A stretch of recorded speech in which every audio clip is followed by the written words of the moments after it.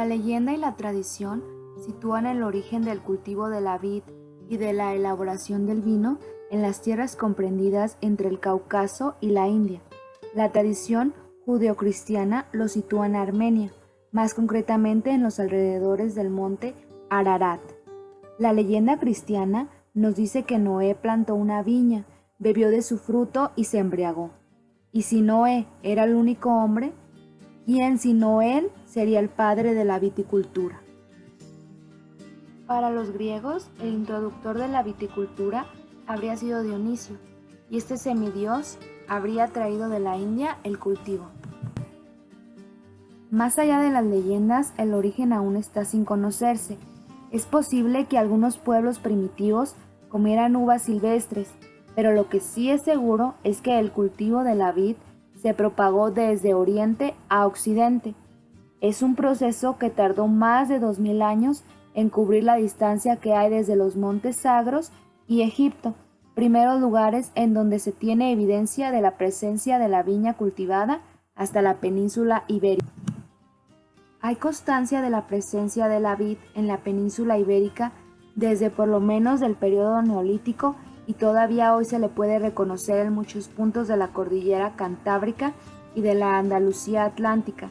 El conocimiento del vino por parte de la población indígena fue hasta los siglos XVII y V a.C., cuando lo importaron los primeros colonos fenicios y griegos.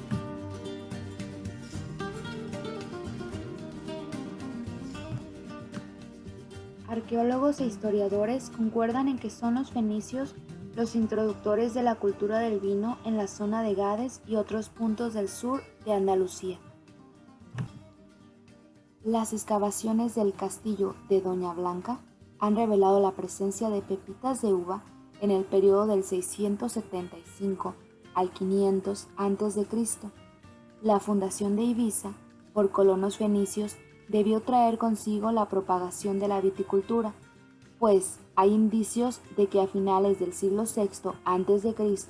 se exportaba vino y que en el IV a.C. se abastecía desde allí a los habitantes de Mallorca y Menorca.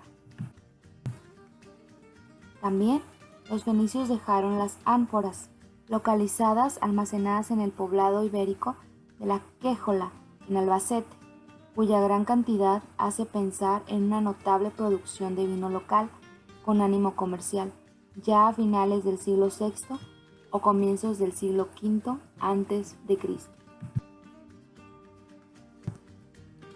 El proceso de romanización de la península ibérica estuvo íntimamente ligado a las guerras entre Roma y Cartago por el control del comercio en el Mediterráneo occidental a finales del siglo III a.C. Tras su triunfo, los romanos iniciaron en el año 210 a.C. una lenta expansión que no culminaría hasta 2 centurias más tarde, cuando Augusto logró doblegar a los cántabros, astures y gallegos. Las primeras zonas romanizadas fueron Cataluña, Valencia y Andalucía, razón por la cual fueron las primeras en adaptarse a las costumbres y culturas latinas, incluidas las referencias al consumo, comercio y producción del vino.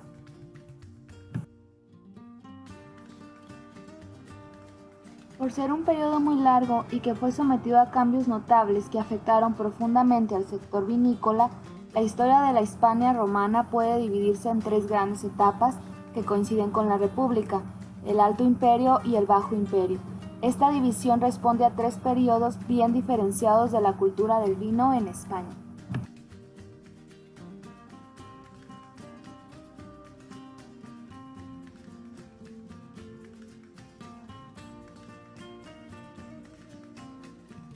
La segunda corresponde al Alto Imperio, siglos I y II después de Cristo. El flujo del vino cambió de sentido y fueron algunas provincias de Hispania, Galia, Mauritania las que enviaban sus vinos abundantes y baratos a Roma.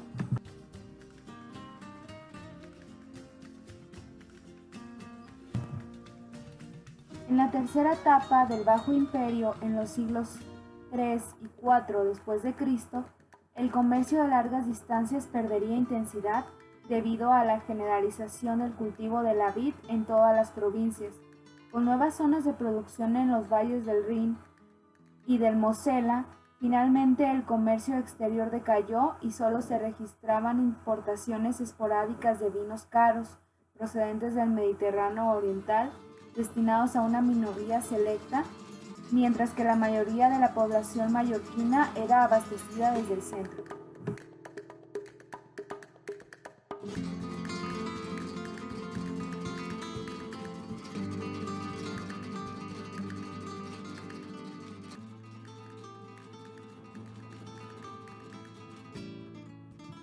Desde los primeros pueblos germánicos a comienzos del siglo V hasta la desintegración del reino visigodo, ante la invasión de los árabes a comienzos del siglo VIII, hay un periodo de 3 siglos que se puede decir fueron los más oscuros de España. Los nuevos pobladores de España eran más pastores que agricultores. La viticultura sufrió una fuerte regresión por este motivo. Gregorio de Tours escribió: "No quedó ni una casa ni una viña", para reflejar el impacto de la invasión. Sin embargo, esto cambió con los años. La cultura del vino fue asumida por los visigodos y el cultivo de la vid en el siglo VII fue uno de los más extendidos y valorados en la península ibérica. Se procuró el cuidado de las viñas del ataque del ganado y ladrones. Además, se le dio la facultad a los clérigos para tener viñas propias a fin de atender las necesidades litúrgicas. Es importante la relación entre el culto a Dios y a la viticultura. Nada se sabe de cómo el vino fue siendo incorporado a la religión por parte del clero. Lo único que está claro es que la jerarquía civil y eclesiástica de los visigodos lo tenían totalmente asumido. El significado del vino en la religión cristiana, empezando por una curiosa definición de él como algo que llena las venas, queriendo dar a entender que en su consumo podía alterar la circulación de la sangre. Según otros textos, el vino era objeto de trueque y de limosna. El vino formaba parte de las limosnas junto con el aceite y la miel, que Masona, obispo de Mérida, repartía a los pobres en su diócesis.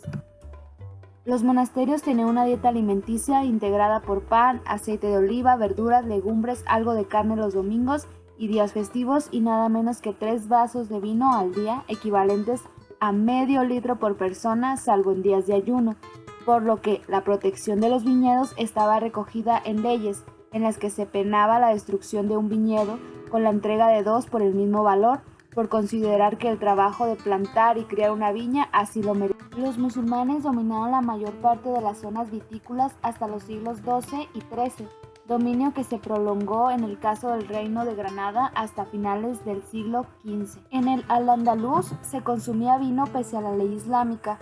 En grandes ciudades como Córdoba y Sevilla se bebían tabernas y albóndigas. Asimismo, había una conexión entre estos lugares y la práctica de prostitución, el canto y el baile, por lo que, al igual que la prostitución, la venta de vino estaba sujeta a una fiscalidad estatal. Las autoridades querían mantener un orden en la gente del mal vivir y sus costumbres libertinas. La alta escala social, aristócratas y soberanos, mantenían discreto su consumo y lo hacían en lugares llamados tertulias de bebidas. En estos lugares el vino seguía conservando el signo de distinción, así como lo fue en siglos anteriores.